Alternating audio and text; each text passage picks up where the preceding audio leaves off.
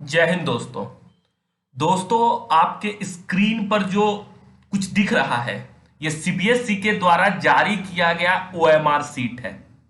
दोस्तों, जैसा कि हमने थंबनेल में लिखा है कि ये ओएमआर सीट लिखा हुआ है, बस लिखा हुआ है नहीं।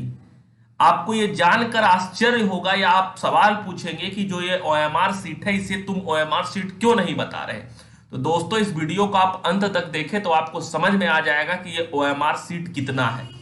दोस्तों, आप इस ओएमआर सीट को थोड़ा नजदीक से देखिए। मैं इसको थोड़ा जूम करता हूं। इसमें क्वेश्चन नंबर लिखा हुआ है, उसके बाद 4 ऑप्शन है, ए है, बी है, सी है, डी है। उसके बाद आपको एक बॉक्स दिख रहा होगा, उसके बाद हैशटैग के साथ 1 2 3 4 कुछ कुछ लिखा हुआ आपको दिख रहा होगा। तो दोस्तों, आज के इस वीडियो में मैं एक एक चीज को डिकोड करूंगा कि दरअसल ये ओएमआर सीट है क्या, इस ओएमआर सीट में आपको भरना क्या है, कौन कौन सा चीज पहले से भरा हुआ आपको मिलेगा, और इसमें क्या आपको कुछ लिखना भी है, ताकि आप सारी जानकारी समझ लें। एग्जामिनेशन हॉल में बैठने के बाद आपको किसी प्रकार की कोई समस्याओं का सामना ना करना पड़े। तो चलिए शुरू करते हैं इस वीडियो को। तो सबसे पहले तो हम आते हैं इसके नोटिफिकेशन पर और इस लेटर के सत्यता को जानते हैं। तो दोस्तों, ये जो लेटर है ये 6 तारीख को इसी महीना इसे सीबीएसई के पोर्टल पर लगाया गया था। दोस्तों, ये ओएमआर सीट का जो टर्म 1 का जो एग्जाम होना है ओएमआर सीट पर, उससे जुड़ा हुआ जानकारी है, जिसे मैंने अभी तुरंत ऑफिशियल वेबसाइट से डाउनलोड किया है। अनऑफिशियली जानकारी भी मुझे मिली थी, लेकिन अभी ऑफिशियल वेबसाइट से मैं इस लेटर को डाउनलोड करके आपके सामने लेकर आया हूं। दोस्तों, आइए इसके एक एक नोटिफिकेशन को पढ़िए तो आपको समझ में आ जाएगा कि दरअसल ये कहने को ओएमआर सीट है, ये दरअसल ओएमआर सीट नहीं है, और ये ओएमआर पर आपका एग्जाम भी नहीं हो रहा है। आपको इसको नोटिफिकेशन को पढ़कर समझ में आएगा। दोस्तों, जो पहला नोटिफिकेशन है वो ये है कि details of the candidate will be prefilled in OMR. जो आपको ये ओएमआर सीट मिलेगा, इसमें आपकी जो डिटेल्ड होगी वो पहले से भरी हुई होगी। जैसे जैसे कि जो आप ये ओएमआर देख रहे हैं, इसमें जो आपका रोल नंबर है, जिस दिन एग्जाम हो रहा है, एग्जामिनेशन सेंटर का नाम, आपके सब्जेक्ट का नाम, आपका नाम, आपके पिताजी का नाम, और जो विद्यालय का जो कोड है, वो सारा कुछ ये होता है इंफॉर्मेशन जो आपसे जुड़ा हुआ इंफॉर्मेशन होता है। ये इंफॉर्मेशन उनके पेपर में आपके भरने से पहले ही भरा हुआ रहेगा, आपको उससे भरने की कोई जरूरत नहीं है। तो आपको क्या भरना है? Candidate has to write the question paper code.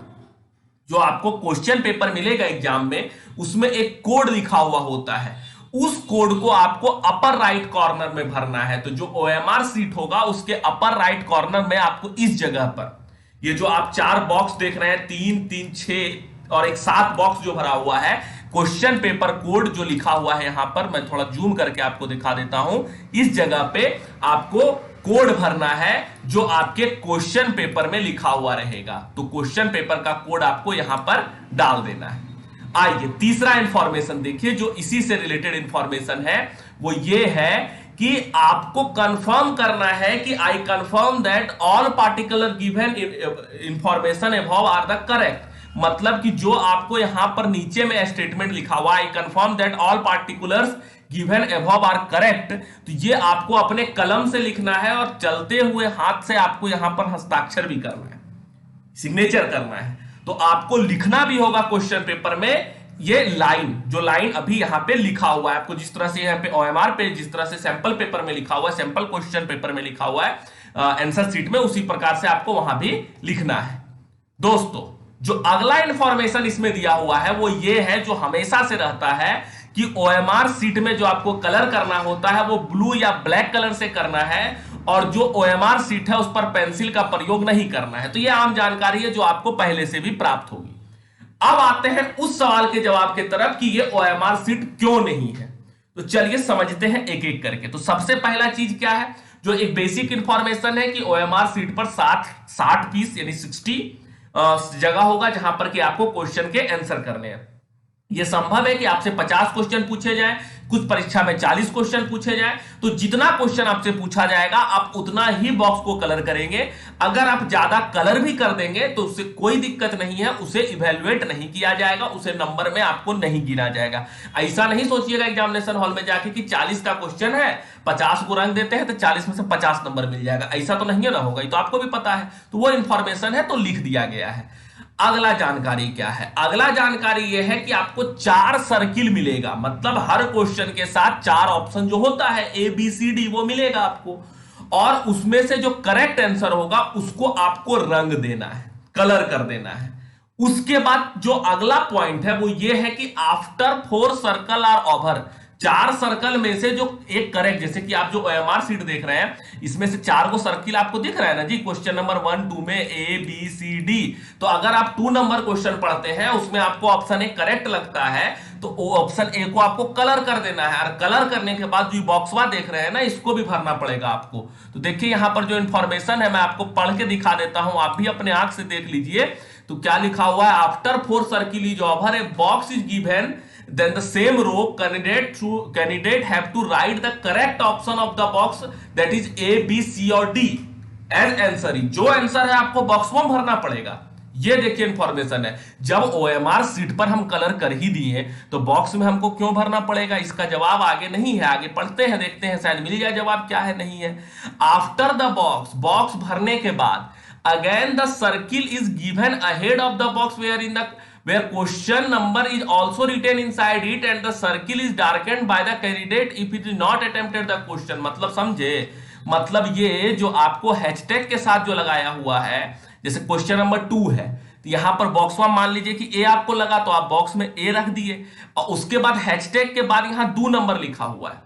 अगर आपको 2 नंबर का आंसर नहीं आता है, मान लिया जाए कि नहीं आता है आंसर, तो ना आप बॉक्स को ए को रंगेंगे ना बॉक्स में कुछ भरेंगे, तो आपको ये 2 नंबर को कलर करना है। यानी कि आंसर नहीं आता है तो हैशटैग के नीचे जो लिखा हुआ है इसको कलर कर दीजिए।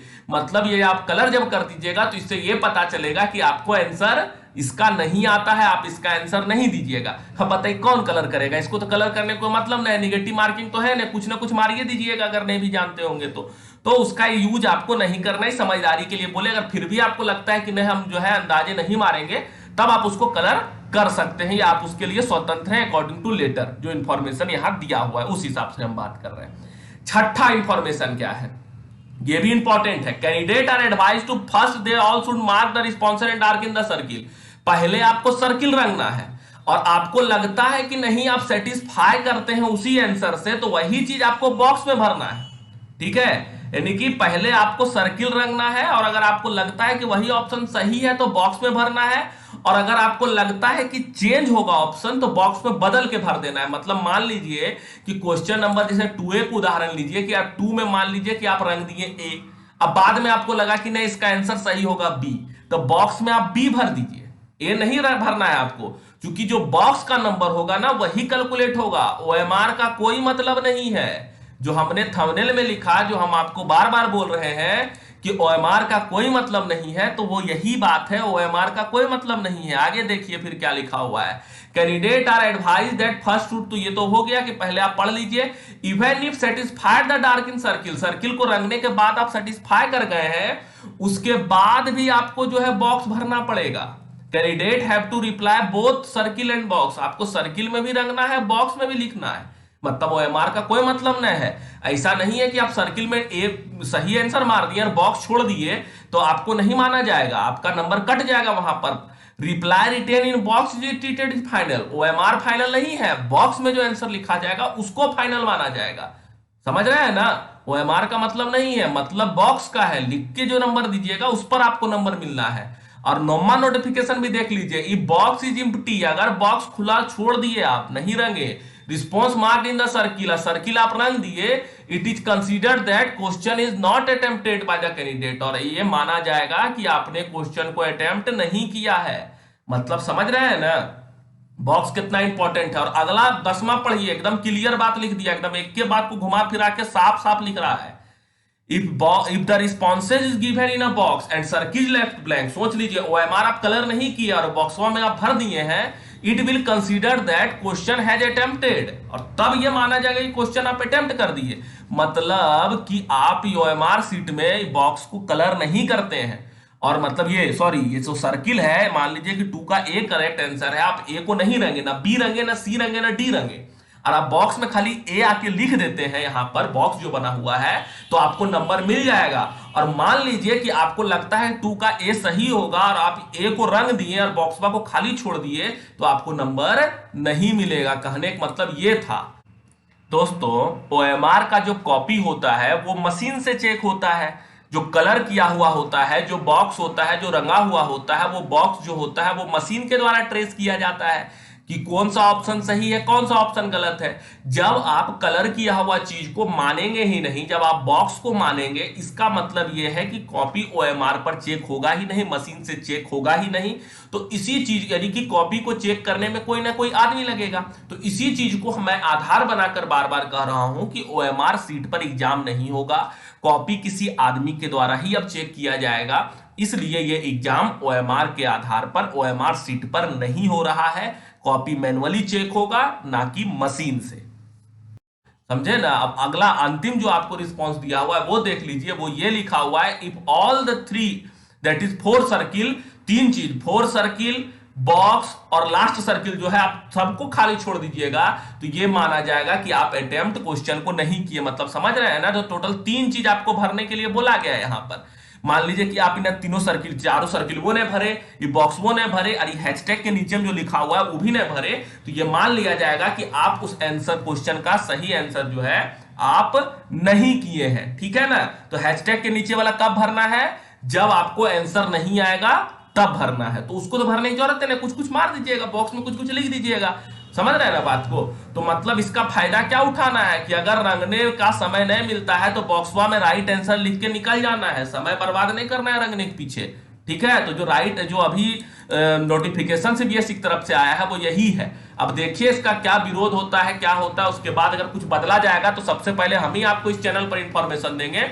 तो हमारे चैनल पर नया है तो पहले सब्सक्राइब कर लीजिए, वीडियो पसंद आता है तो लाइक एकदम कीजिए, समझे ना। बुरा लगता है तो कमेंट बॉक्स में लिख दिया कीजिए। ठीक है। वीडियो देखने के लिए बहुत बहुत धन्यवाद।